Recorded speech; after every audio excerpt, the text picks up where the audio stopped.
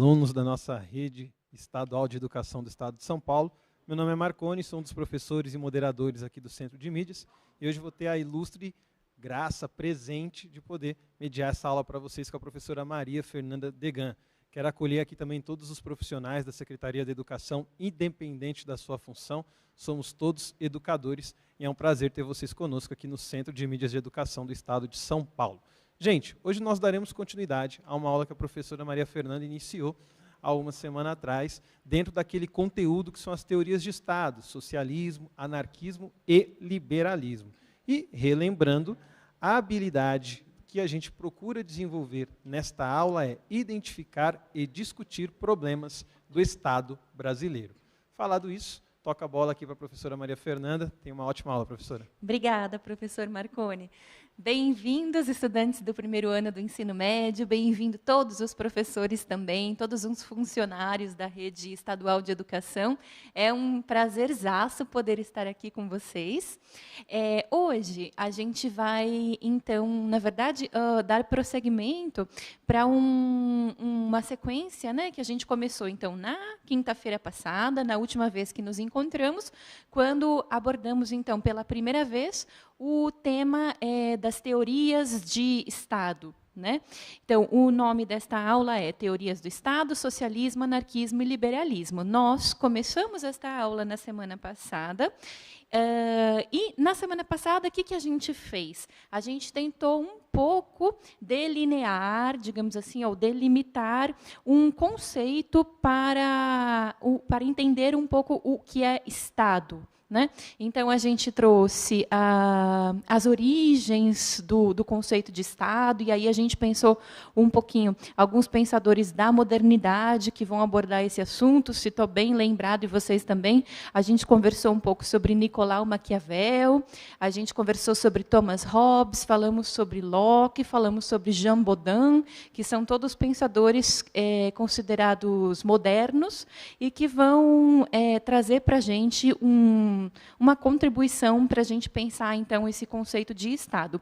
E eu me lembro também que, na semana passada, na última vez em que estivemos juntos, a gente tinha, assim, chegado a uma conclusão, e essa conclusão era advinda da participação de vocês no chat, porque quando eu perguntei assim para vocês, na sua opinião, o que é Estado? Tente definir aí no chat o que é Estado. Eu me lembro que vieram diversas contribuições, diversas participações que davam conta de definir o Estado de diferentes formas. E eram formas assim bastante complementares, quer dizer, se a gente pegasse cada uma das respostas que vocês ofereceram na semana passada para essa pergunta, o que é Estado, e a gente tentasse, de alguma forma, compor um conceito, a gente chegaria num prisma, né? E aí a gente tinha dito assim, olha, na verdade, se a gente for pensar essa questão bem a fundo mesmo, a gente vai perceber que Estado, o conceito de Estado, ele é, portanto, um prisma. E o que é um prisma? É um objeto a partir do qual eu posso visualizar diferentes faces. E cada uma das faces me trará um elemento, um dado, uma informação para que eu possa, compondo junto com as outras faces, entender um panorama aí mais completo do que seja esse conceito, né? Então, de fato, a gente tinha chegado a essa ideia. Olha, Estado é um prisma. Posso entender Estado do ponto de vista jurídico, do ponto de vista filosófico, sociológico, histórico, enfim, abordagens diferentes para a compreensão desse conceito não faltam. E aí a gente pensa assim, bom, então, vamos lá, vamos partir do pressuposto de que a gente está falando de um conceito que, antes de mais nada, tem uma natureza prismática e pode ser entendido, portanto, de diferentes formas. Beleza? Isso foi o que a gente conversou um pouquinho na semana passada. Como o tema da aula é teorias de Estado, socialismo, anarquismo e liberalismo, na semana passada a gente tentou definir o conceito de Estado e hoje a gente vai, então, mais propriamente abordar essas três vertentes, essas três correntes de pensamento que são, então, o socialismo, o anarquismo e o liberalismo. Beleza? Mas, para a gente dar o pontapé inicial no nosso encontro de hoje, eu gostaria de colocar duas Opa! Duas questõezinhas aí na telinha para vocês. Essas questões são as seguintes. Quais são as diferenças geradas pela natureza? E depois, quais são as diferenças geradas pela vida social? A gente já conversou sobre isso mais de uma vez, inclusive. E essas questões, na verdade, não se trata de repetir o que a gente já veio conversando, mas muito mais elas têm um papel assim de ser uma mola propulsora para gerar a reflexão que eu desejaria que nós tivéssemos feito quando essa aula terminar. Marconi, será que 2 minutos são suficientes para eles responderem? Acredito que sim. Então vamos lá, 2 minutinhos a gente já se vê.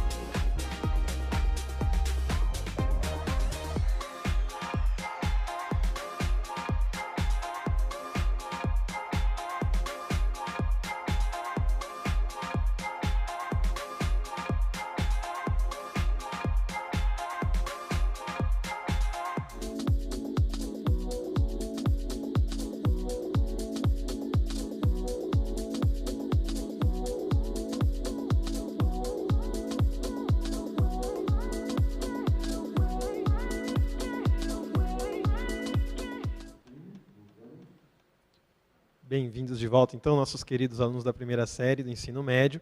Antes da gente entrar aí nas respostas que foram levantadas, eu queria fazer 2 coisas. Primeiro, o professor Kleber pediu para a gente reforçar a habilidade que ele não conseguiu pegar. Então, Kleber, a nossa habilidade de hoje é identificar e discutir problemas do Estado brasileiro. Eu vou colocar daqui a pouco, inclusive, no nosso chat, para vocês conseguirem registrar.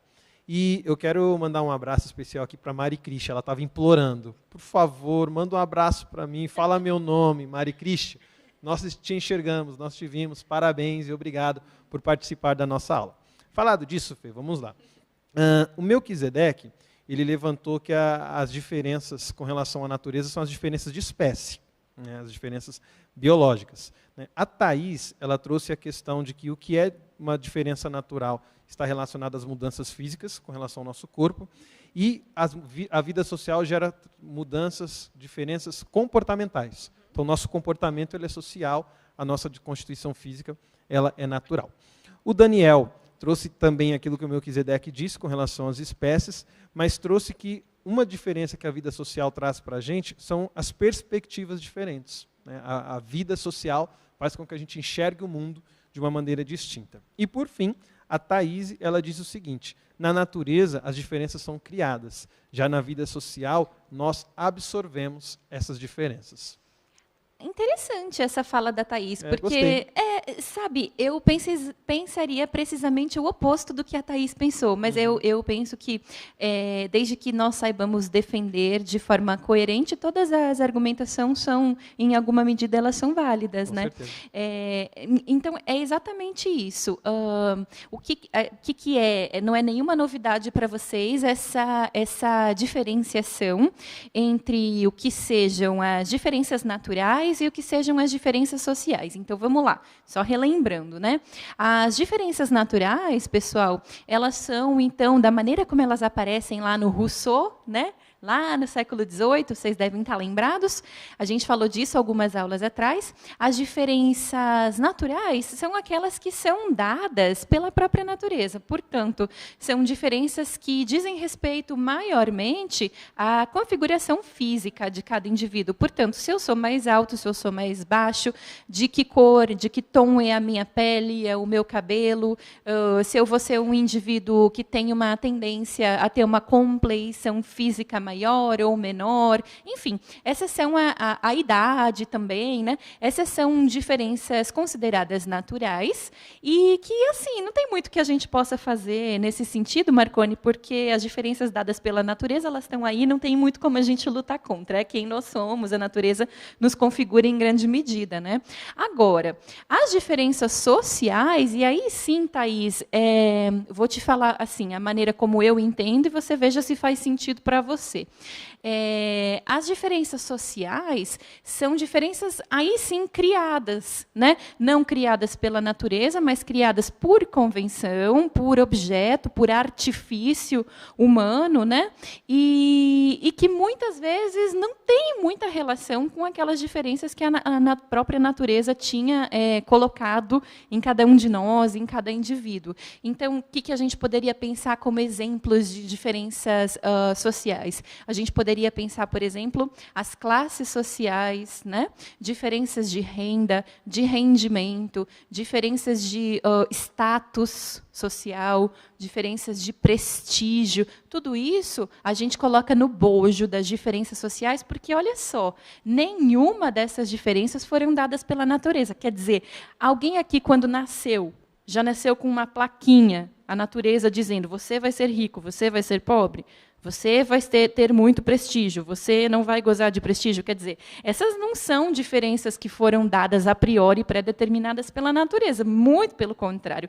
Elas são diferenças que foram criadas, convencionadas em sociedade. Por isso, elas têm elas são designadas, né, pelo título de diferenças sociais. E por que a gente está falando de diferenças naturais e diferenças sociais? Porque hoje nós vamos falar sobre 3 correntes políticas.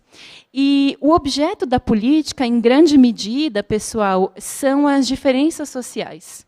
Né? O objeto da política, em grande medida, está conectado, está imbricado, ele é indissociado daquilo que a gente faz no nosso cotidiano, daquelas diferenças que a gente vai criando, reproduzindo, lutando contra, enfim, mas relacionado às diferenças com as quais, de forma geral, a gente vai lidando assim no nosso cotidiano e que foram criadas socialmente. Com isso eu quero dizer, olha só, se nós não vivêssemos em sociedade, elas não existiriam. Quer dizer, se não existisse sociedade, a gente não teria criado esse conceito de ricos e pobres, prestígio ou não prestígio. Isso tudo são categorias propriamente sociais. Né, elas só existem porque existe convívio entre os seres humanos, porque existe uma coisa chamada convenção. Né? E o objeto da política é, em grande medida, estas convenções. Né? Não interessa muito para a política se você é mais baixinho, se você é mais altinho, né? Essas naturezas sociais, elas, em alguma medida, porque a gente pode extrapolar esse raciocínio, mas para o que a gente vai fazer aqui, essas diferenças naturais não são muito objeto da política. Né? E aí, então, olha só, na tela que aparece aí para vocês, tem uma definição incrível do Léo Strauss sobre a ação política. Então, ele diz assim, o que é ação política e qual é o objetivo dela? Ele diz, olha, ela visa, bom, 2 coisas, ou a preservação ou a mudança. Interessante essa perspectiva. Então, ação política, quando a gente age politicamente, a gente só pode estar pretendendo fazer uma destas 2 coisas. A primeira, preservar o que já existe, preservar a maneira como as coisas já são, como elas já estão postas. E a segunda, agir com o intuito, na intenção da mudança, isto é, fazendo a crítica radical do que está posto e propondo novas maneiras de se fazer e de ver as coisas, novas maneiras de ser e estar no mundo que não necessariamente são parecidas com o que a gente já faz. Né? E aí ele segue dizendo, quando se deseja preservar, almeja-se prevenir mudanças para pior. Quando se deseja mudar, almeja-se trazer algo melhor. Toda a ação política, portanto, é guiada por algum pensamento sobre o melhor ou o pior. Gente, essa definição do Léo Strauss, ela faz muito sentido, porque estas correntes, essas 3 correntes que nós veremos agora, elas são guiadas, sim, por essa noção do que é o melhor e do que é o pior. E, naturalmente, essas noções, elas têm muita relação, elas não são estanque, né, gente? Quer dizer, não existe uma coisa que seja, assim, absolutamente melhor e uma coisa que seja absolutamente pior, mas os próprios entendimentos do que seja bom e ruim, melhor ou pior, variam de indivíduo para indivíduo, de lugar para lugar, de ponto histórico para ponto histórico. Então, aqui, a gente vai começar a conversar sobre 3 correntes de pensamento político que, à sua maneira, trouxeram para a gente um entendimento que de certa forma, tenta refletir o que se imaginava que seria melhor, não é? Então, essas 3 correntes que a gente está conversando hoje, vamos pensar um pouquinho num histórico, como é que elas surgiram, né? Elas aparecem na Europa nos séculos 18 e 19, certo? Elas guardam entre si, todas elas guardam alguma relação com o período da Revolução Industrial.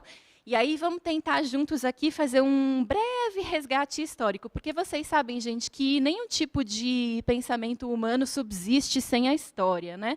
Então, tudo que a gente vai pensar, tudo que a gente vai falar, está irmanado muito profundamente com a história, com o pensamento histórico. Aí, eu disse para vocês que essas correntes de pensamento político, elas, de alguma forma, estão relacionadas com a Revolução Industrial, seja fazendo a crítica da Revolução Industrial ou defendendo-a enquanto assim, uma panaceia universal, uma coisa maravilhosa, né? Aí, vamos pensar juntos. A Revolução Industrial, em que século ela começa a ocorrer e em que lugar? Será que vocês lembram? Contem aí para a gente no chat. Está aparecendo por aí, Marconi? Não sei se o pessoal precisa de mais um tempinho para pensar, mas... Olha, a gente tem muita gente falando na Europa, tem gente falando da Rússia, Inglaterra, século XVIII, 1750, 1800. Tá bem disputado aqui, Fê, a resposta correta. Isso, de forma geral, assim, a gente lê nos livros de história que a Revolução Industrial ela começa assim, da metade para o final do 18, né? E os livros de história também localizam o início desse processo na Inglaterra. E depois ele vai se espraiando por toda a Europa. E, bom, daí é toda aquela discussão de que tardiamente atinge as Américas, né? Do Sul e Central, enfim. Mas está localizado aí, tá, gente? Na Inglaterra, da metade para o final do 18. E, bom, o que a Revolução Industrial causa em todo lugar por onde ela passa e aonde ela vai se instalando? Ela causa êxodo rural, certo? Porque, vejam só, se eu tenho, então, uma sociedade que, puxa vida, agora ela está vivenciando um momento em que há um número crescente de indústrias, fábricas, tecnologias cada vez mais diferentes e modernizadas, enfim. Bom, eu preciso de muita mão de obra para trabalhar nessas fábricas e nessas indústrias. E daí as pessoas que tradicionalmente trabalhavam nos campos, arando, semeando, elas são impelidas, né, são chamadas a ir para os ambientes urbanos para trabalhar como mão de obra nessas indústrias. Daí, a gente tem um cenário assim, em que a sociedade muda muito. Pessoal, vocês imaginem o que não foi a Europa, a Inglaterra, mas a Europa, de uma forma geral, nesse processo assim de instalação progressiva e gradual da Revolução Industrial, vocês imaginem o que não era uma pessoa sair do campo, da casa dela, do arado, ali onde ela estava acostumada na lida diária. Vocês imaginem o que não era essa pessoa pegar as suas malas, pegar toda a sua família e ir para um ambiente urbano e trabalhar com uma coisa que, assim, ela não estava acostumada. E os filhos também tinham que trabalhar, porque vocês sabem que na Revolução Industrial funcionava assim, né? Os filhos também trabalhavam e as mulheres também, e era uma labuta diária, assim, de sol a sol, muitas horas, né? Façam esse exercício assim de imaginação histórica e sociológica para pensar o que não foram as mudanças sofridas por estas sociedades no bojo da chegada da Revolução Industrial. Aí a gente tem, portanto, na tela, como um corolário, né, como uma consequência, o trabalho assalariado, fabril, e tudo isso, gente, todas essas mudanças que ocorrem, portanto, na Inglaterra, na Europa, por conta da Revolução Industrial, por conta do êxodo rural, da instalação do trabalho assalariado, que era uma forma de trabalho que não existia até então, é que surgem diferentes entendimentos a respeito do papel do Estado em relação à vida social, à vida política e à vida econômica. E destes entendimentos, de forma geral, nós podemos destacar 3. E por que é que nós podemos destacar 3? Bom, a gente poderia falar sobre outras possibilidades de entendimento e outras ideias políticas que surgem, inclusive, neste momento. Mas, para efeitos didáticos, a gente costuma destacar estas 3, socialismo, liberalismo e anarquismo, porque, de forma geral, são as que encontraram maior eco, maior repercussão, não só na Europa, mas em outros lugares do mundo. Bom, gente, todas essas ideias, elas assim se espraiam pelo globo, né? Chegam a todos os lugares, elas chegam inclusive aqui no Brasil, e eu vou contar isso para vocês daqui a pouquinho, beleza? Vamos seguindo, então. Para a gente começar a falar sobre essas 3 correntes teóricas, a gente inicia conversando um pouquinho sobre o liberalismo. E eu coloquei na tela uma pequena definição. Quem quiser tirar um print ou mesmo copiar, enfim, é interessante vocês terem essa anotação, porque ela está bem sucinta e toca os pontos principais da teoria. Então, diz assim: liberalismo é o ideário político e social que preconiza. O que significa preconizar? Significa defender, né?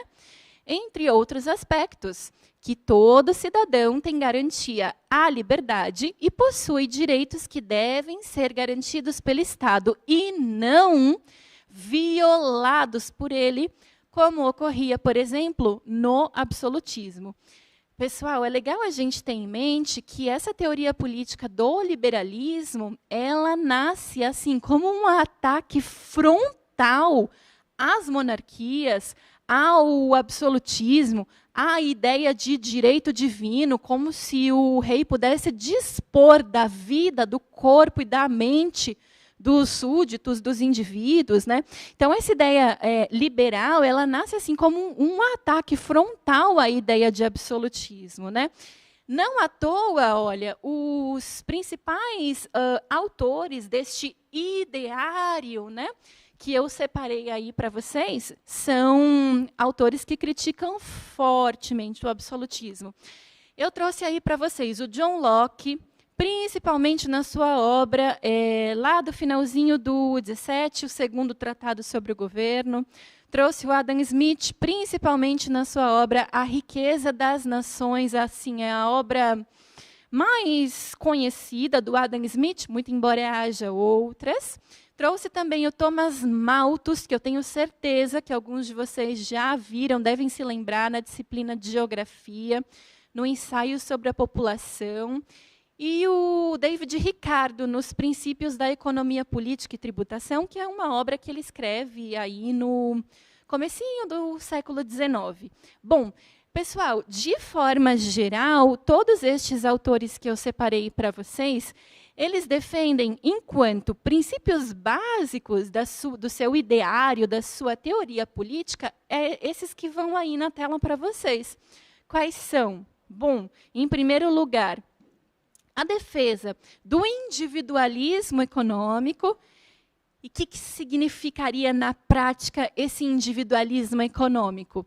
É a ideia de que a condição socioeconômica ela é favorável sempre em função, ela deve estar sempre a favor, em função do enriquecimento pessoal. Então, muito contrário àquela ideia que se tinha, principalmente assim durante a Idade Média, né, de que, bom, quanto mais pobre um indivíduo for, mais próximo ele estará da graça divina. Então, aí os liberais estão dizendo assim, não é nada disso, né? O que acontece? Se eu me esforço o suficiente, se eu me disponho meus atributos corporais, meus atributos mentais, em busca do meu enriquecimento, do meu crescimento pessoal, tanto melhor, defendiam os liberais, né? Um segundo princípio que eles trazem com muita nitidez é o da liberdade econômica. Como que eu coloquei aí na tela a liberdade econômica para vocês? Como relacionada ao princípio, né, do liberalismo, em que as atividades econômicas ocorrem sem intervenções. Intervenções da onde? De quê? De quem? Intervenções do Estado. Quer dizer, todo indivíduo tem que ter o direito de agir economicamente em sociedade da maneira como melhor lhe aprouver, visando, né, o seu enriquecimento pessoal e visando também um funcionamento mais ou menos harmônico da sociedade, porque esta era a ideia que prevalecia entre os liberais nesse momento, era a ideia do laissez-faire. Olha, deixa acontecer, porque existe uma certa capacidade da economia de se autorregular, é a tal da chamada mão invisível do Estado. Esta mão invisível, quase como se funcionasse assim como uma marionete, ela teria esta capacidade de regular as atividades econômicas dentro de uma certa sociedade para que ela funcionasse de uma maneira mais ou menos harmônica, né? E o terceiro princípio que eu conto para vocês, então, como sendo um princípio forte no ideário liberal, é, portanto, o da livre concorrência e do livre câmbio, né? São estes, então, princípios que permeiam transações econômicas que devem ocorrer livremente, isto é, retomando, né? Sem intervencionismo por parte do Estado, e bom, se não pode ocorrer intervencionismo por parte do Estado, ou se ele deve ser minorizado o máximo possível, portanto, também eram contrários a cobranças de caráter tributário, né? de impostos exagerados, certo? Essas são, digamos assim, gente, deixa eu falar um negócio, que a gente poderia passar 6 meses só estudando esses autores que eu trouxe para vocês como representantes do liberalismo clássico. A gente poderia mesmo, de verdade, porque tem assunto para isso. Eu estou fazendo assim um apanhado, uma espécie de catálogo, para vocês poderem se situar um pouquinho nessa história toda. E, naturalmente, que caso haja alguma ideia ou algum autor pelo qual vocês se interessem muito especialmente, muito especificamente, busquem por este autor na internet, em livros, porque a atividade investigativa é sempre muito produtiva e sempre muito saudável. Joia. Conversamos sobre liberalismo. Vamos, então, partir para nosso segundo ideário, sobre o qual conversaremos hoje, que é o socialismo. Coloquei também um pequeno texto que considero que toca os caracteres mais fundamentais desta teoria, e vai na tela para vocês, e diz assim: doutrina de cunho social, econômico e político, que preconiza a organização social a partir do compartilhamento dos meios de produção e da distribuição equitativa, isto é, igualitária, de bens de consumo. Nessa perspectiva, a sociedade é pensada a partir do princípio do bem de consumo, né? Do bom consumo, perdão. E os interesses a prevalecer devem sempre ser coletivos. Para a gente entender um pouquinho melhor essa pequena definição que eu coloquei na tela para vocês, ajuda se a gente for para a próxima tela, e aí a gente vai ver que, sabe, gente, quando a gente faz história das ideias, história das mentalidades, assim, o céu é o limite, né? E o que a gente entende hoje como socialismo nem sempre foi entendido da mesma maneira.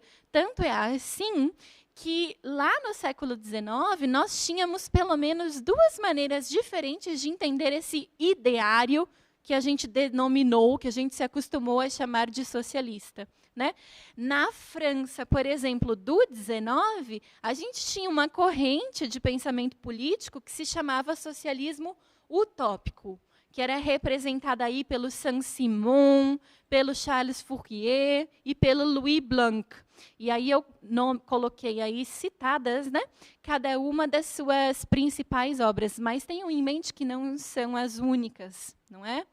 Então, a gente tinha uma corrente do socialismo utópico que vigorava lá na França no XIX, e a gente tinha a crítica que se fez ao socialismo utópico, que veio principalmente pela pena de dois autores que até hoje são extremamente debatidos, que são o Karl Marx e o Friedrich Engels.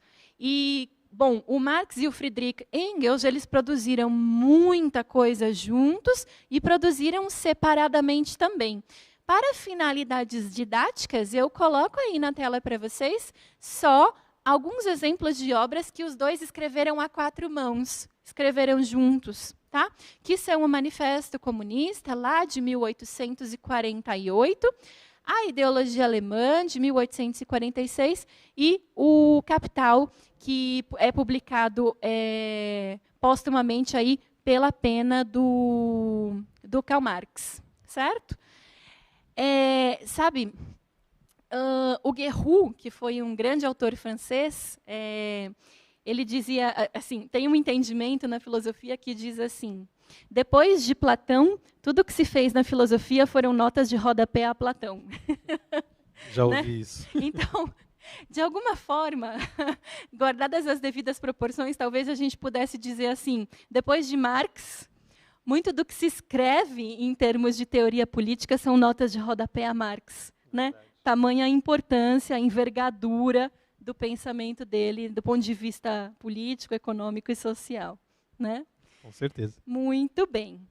E caminhando, então, a gente vai ver agora os princípios básicos do socialismo científico, né?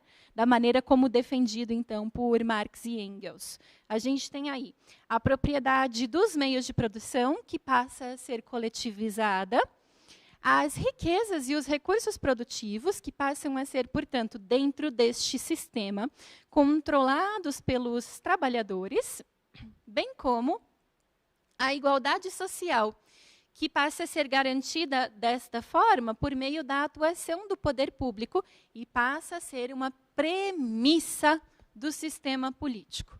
Esses são, assim, de forma bastante generalista, princípios que, de alguma forma, perpassam todo o pensamento daqueles autores que a gente considera autores do socialismo científico, certo?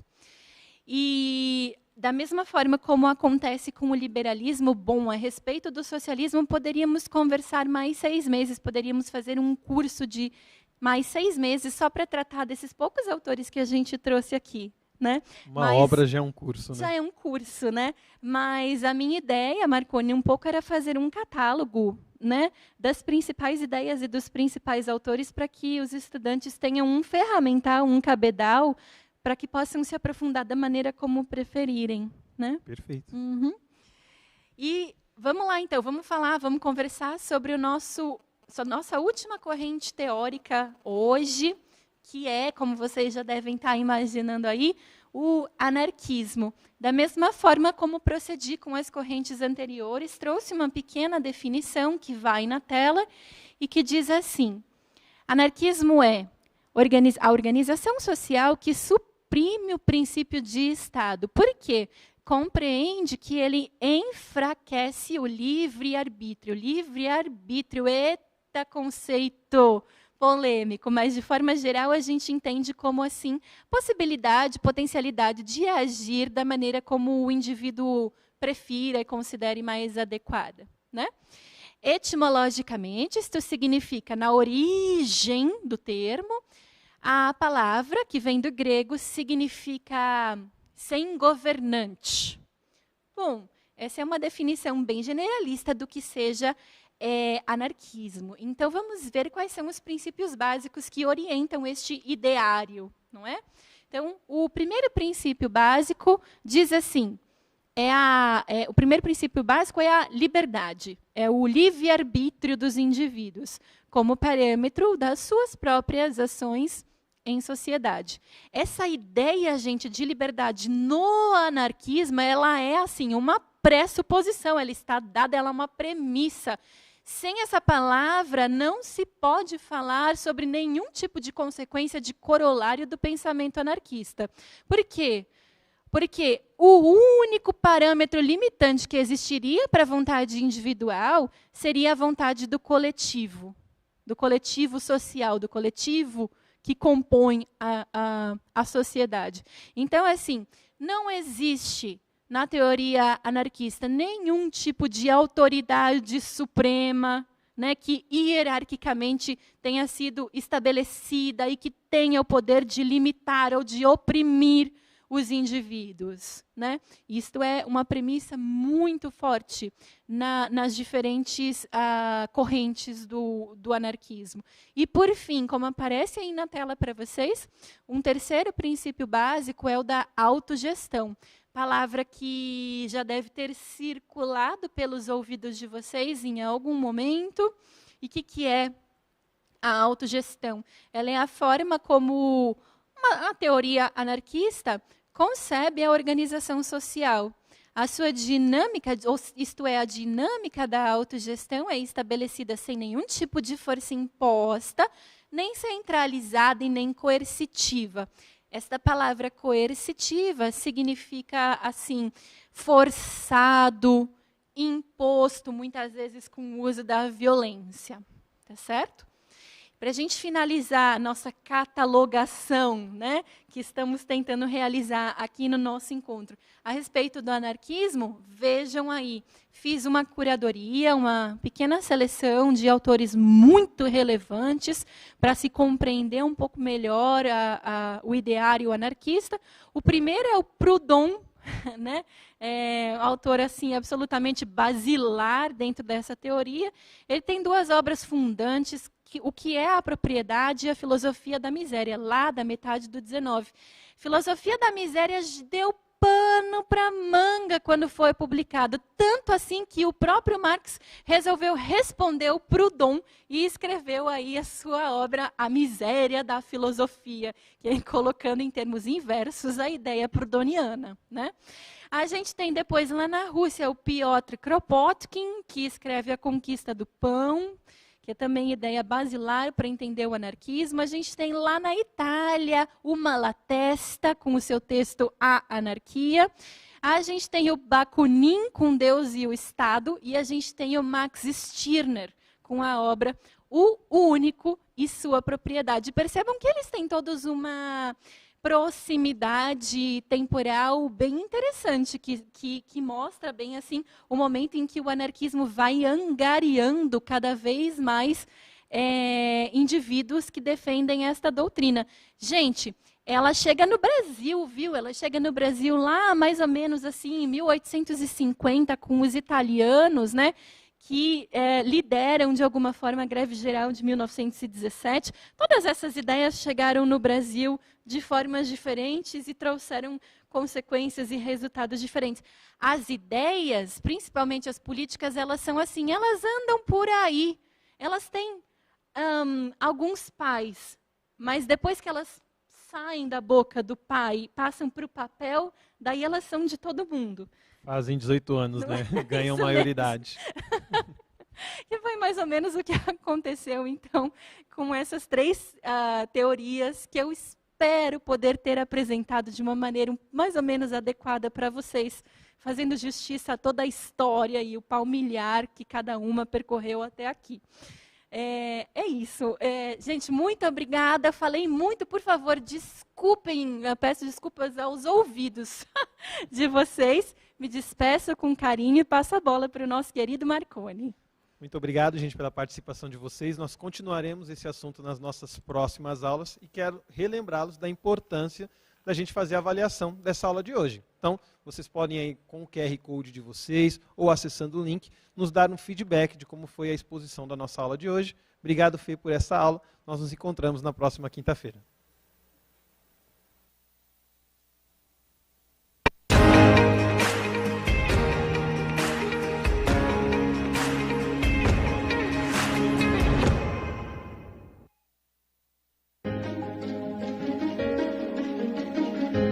A escola pode estar distante, mas as aulas não.